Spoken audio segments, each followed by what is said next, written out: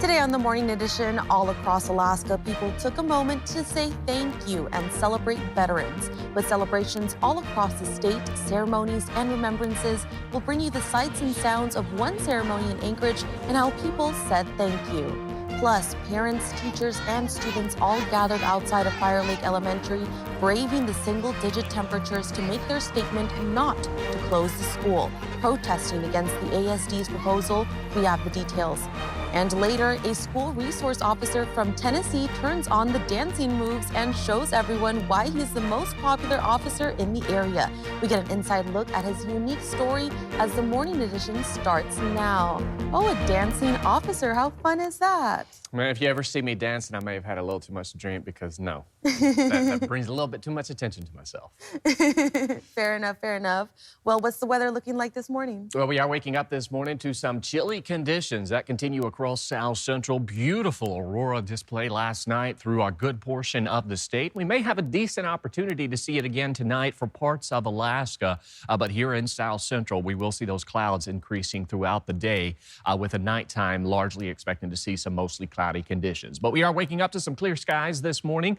Some areas already beginning to see some clouds filter in as we begin to see those clouds steadily increasing throughout the day. 14 is where we're currently sitting at this morning in Anchorage. Now, yesterday we did manage to drop down into the single digits. We have that potential this morning, but I think most locations from Anchorage into the Kenai will stay in the teens, while the valley will see that better chance for some of those single digits, if not some sub-zero lows. We closed out October, the first half or the first few days of November, with above average temperatures, and notice since then temperatures have been trending downwards. Monday and Tuesday we only topped out at 23 degrees. Today, we may only see those temperatures right around the upper teens and the lower 20s as that cold weather pattern continues with us across the state. You can see currently across South Central, we've got 1 degree in Wasilla, 2 below in Talkeetna, 4 below in Golcana, Anchorage, as well as into parts of the valley or parts of the Kenai, seeing those temperatures in the teens, while warmer weather continues for areas of the coast. With that said, it's still chilly, 23 degrees in Seward as you head out towards Valdez and Cordova. Those temperatures sitting in the 20s and the 30s. No significant impact for your commute forecast this morning. Just be prepared for those icy roads. You can see 16 degrees to start off your morning commute, and then by the evening, we'll see those temperatures sitting right around the lower 20s. And it is fairly quiet this morning, but we are seeing some increasing coastal activity from Valdez to Cordova. We've got some snow showers. Cordova seeing more in the way of a wintry mix. That will continue throughout the day. I'll have more on that 7-day forecast for you coming up.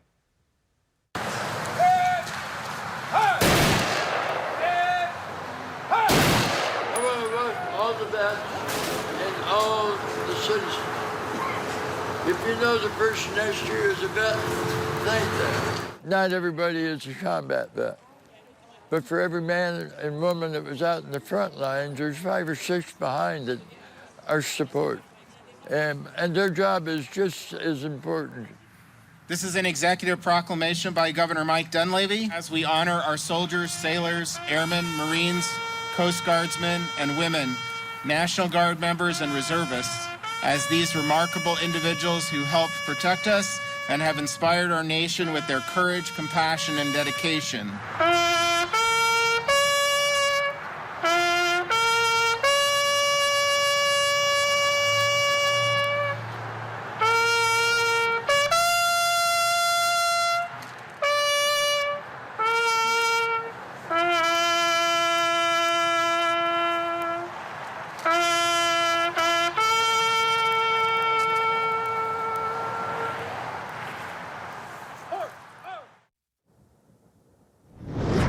Across the state, gratitude filled the air as Alaskans paused to honor those who served. From ceremonies to simple gestures of thanks, the tribute was felt statewide. Lauren Maxwell was at Anchorage's Veterans Day ceremony and brings us the sights and sounds of the day.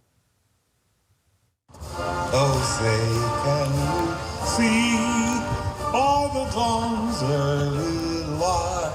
A small but dedicated crowd braved single-digit temperatures to honor veterans in front of a World War II memorial at Merrill Field. We see your dedication every day, and we are incredibly proud to be a military-friendly community. Army vet Krista Foley is part of that community. I wanted to see the world. And I ended up in Alaska. It was my very first duty station. For her, the ceremony was a reminder to feel proud of her service. There are a lot of us who feel like our service didn't matter that much because we didn't serve in war. But when we get around our other veterans, then we remember that we signed our name too, just like they did. And that brings a sense of pride. Jason Porter served 2 tours in Iraq.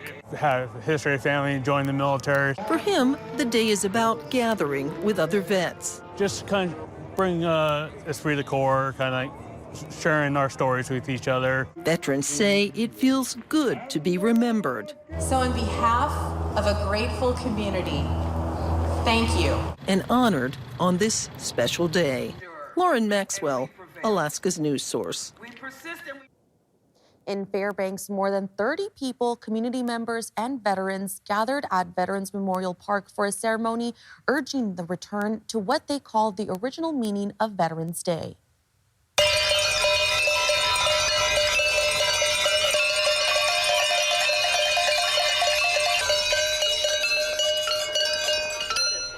Ceremonial bells, a moment of silence, and songs marked an annual event by the Alaska Peace Center. Organizers say Veterans Day, once Armistice Day, was meant as a call for peace. President Eisenhower, who was a general in World War II and saw how awful it was, changed the name to Veterans Day, but with the admonition that we must reconsecrate ourselves to making a permanent peace so that the veterans shall not have died in vain. On this Veterans Day, while some ceremonies honoring service members went on as planned, others across the country were canceled because of the government shutdown. Our investigative team is asking what our veterans need. That comes as per capita, Alaska has more veterans than anywhere else in the country. What they learned was that Alaska veterans are missing out on millions of dollars in benefits they've rightfully earned. As we come into Veterans Day, what is it Alaska veterans need? What Alaska veterans really need to do is they need to reevaluate their service. They need to take a look at it to see if there's any benefits that they're missing on. That's the biggest thing right now, is that because many times we don't know what we don't know. What we do know, Alaska veterans are missing millions of dollars in benefits. Bertie Bowen, the director of the State of Alaska Department of Military and Veterans Affairs Office, says in 2009, about 12,000 veterans were receiving compensation pensions. Today, it's only increased to 24,000. In Alaska, hearing loss alone, Bowen says, should qualify 42,000 veterans for compensation. But if they don't come forward and say they served, then we run into that problem where we are going to miss them because they have to apply. I can't apply for them. So that's the key, too, is that most people don't realize that we just can't do this on our own, where we can go out and just say, oh, we have this many veterans, and we can apply on all of these things for them. They have to come forward and say, I'm having the issue here, and then we start moving that back to their service. Bowen says Alaska's military population is more than 14%. And don't forget their families. Where you have to really look at the veteran, you have to look at the families too, because, we have 70,000 veterans. Well, with the 152,000 family members, you're talking the third of the state of our population is either veterans or veteran family members. And so it really changes the dynamics throughout our state. And it really helps our state be stronger. I just feel blessed in our state by having that large number of veterans and their family members because of what they bring to our state. And I think that if we can get all of our veterans through their benefits, it'll bring even more, so that it would actually help increase their quality of life no matter where they live.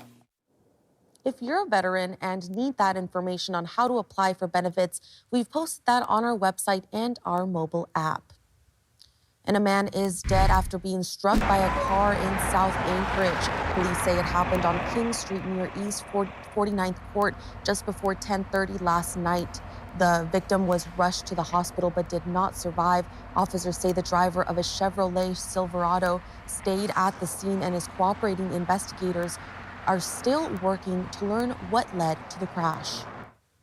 Anchorage students and parents braved the cold to raise awareness for Fire Lake Elementary, which could be closing at the end of this year. Many of those in cars passing by responded by honking in support. Fire Lake and Lake Otis Elementary schools are both recommended for closure by the Anchorage School District. People protesting said that the area around the school has potential for growth and new homes being built. This time last year, Fire Lake was also being considered for closure. It's absolutely heartbreaking. This school supports so many kids with special needs, so many community families, so many low-income families. It's heartbreaking that we had to do this all last year, and now we're out here doing it again. Fire Lake's been open nearly 40 years. I want it to keep going, and just because there's not much students doesn't mean you have to close it.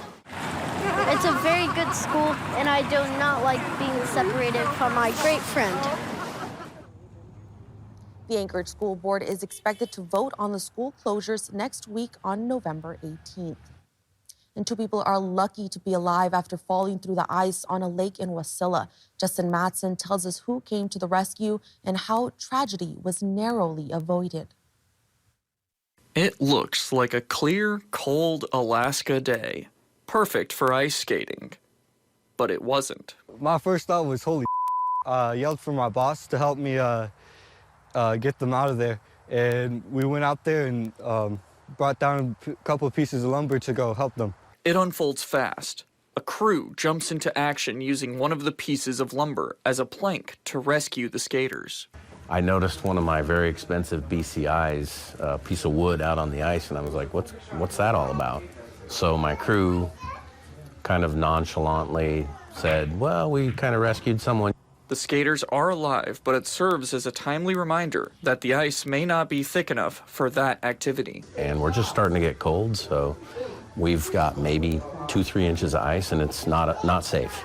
Not safe at all. Doug Massey, before owning Knik Bar and Grill on Knik Lake, was an Alaska wildlife trooper and says he responded to calls like this, some with different results. In my past life in public safety, we had a lot of circumstances where it wasn't favorable, and they're just very lucky. The totality of the circumstances were in their favor, and the stars aligned. And now he is taking steps to prevent people from falling through the ice. We don't want people getting hurt, and we don't want the liability. So until we deem it safe and, the ice gets thick enough, our property is closed for public access. I'm not gonna be the person that allows people to be unsafe.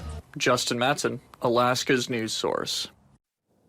And the accident at King Street near East 49th Court just before 10:30 was on Monday night. We apologize.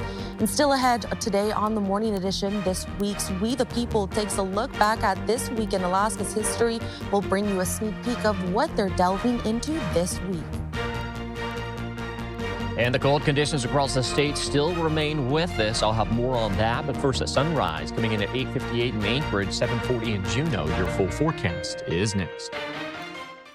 Well, Aaron, last night there was a beautiful, beautiful view of the aurora. Yeah, we could see it again tonight across the state. Of course, here in South Central, we're going to see a bit more in the way of cloudy conditions arriving into the evening hours. Our big chill continues across the state. We are seeing some coastal activity across South Central that will increase here over the next couple of days. And of course, we could see another active aurora night across the state. That's largely going to depend upon our cloud coverage, of course, here in South Central. As you head out towards southwest Alaska, as well as parts of western Alaska, we're going to hold on to some cloud coverage. Out towards southeast, we should see partly cloudy skies through the night as things begin to wind down and we see a lot quieter activity the next couple of days. So areas of southeast could also see that potential for the aurora into the overnight hours. Notice this temperature change over the last 24 hours. Many locations, while we are seeing some slight warming, many locations continue to hold on to temperatures a bit cooler. 11 degrees colder in Kodiak this morning compared to yesterday, 3 degrees colder in Dead Horse. And then out towards southeast, we're actually going to begin a cooling trend as we welcome in the coming days. Today we'll still make it right around the lower 40s, but through the rest of this week, we'll see those highs dropping down into the 30s, potentially near freezing for some areas. So we are going to begin to reintroduce some areas of wintry mix to parts of southeast here over the next couple of days. As far as what we're dealing with this morning, not much going on. We do have some coastal activity across south central, some lingering activity out towards southeast, but what we're watching is some increasing snow that's going to build into parts of southwest Alaska. This is where we could see a couple of inches of snow accumulation through the day. Of course, most of that snow will be along the immediate coast as you head from the Kuskokwim Delta out towards Bristol Bay. Rest of the state, though, waking up to those clear skies from Anchorage into Palmer as well as Fairbanks. You can see Fairbanks, the cold spot this morning at 13 below, while areas of southeast, we're still seeing those temperatures in the 40s, but be prepared here over the next couple of days. We are going to see those temperatures beginning to drop, so you will tap into some of those chillier conditions as well. This is what we're going to be watching for areas of southwest Alaska today, where we could see some increasing snow showers as well as parts of the Alaska Peninsula. This will bring the potential for about 3 to 4 inches of that snow accumulation, with some locally heavier amounts looking possible. You also notice that increasing coastal activity across south central that will stay with us through the rest of this week. Just some isolated to scattered activity. Some of that heavier rain stays well off towards our south, is impacting parts of the eastern and central Aleutians. That will build eastward, though, into parts of southeast as we welcome in the coming days, and that will lead to some additional rounds of some rain and snow in the forecast. So the active weather still remains south of mainland Alaska, but we are beginning to tap into that activity for southwest, Kodiak, the Alaska Peninsula, and then eventually south central as we welcome in next week. For today, we will see those increasing clouds throughout the evening hours. Those temperatures expected to top out right around that 20-degree mark. You can see that increasing clouds into the evening. Still fairly cold for inland locations. You can see a high of 29 degrees in Girdwood, 20 in Palmer. Those temperatures will slowly moderate here over the next couple of days as we're back in the mid to upper 20s. We'll be watching a chance for some snow showers arriving into Sunday evening on into next week. And there's that push of warmer air driving our highs back above freezing. As part of our celebration of America's 250th birthday next year, we're looking back at some of our own history here in Alaska. Our digital manager, Joey Kleka, has more from the digital desk.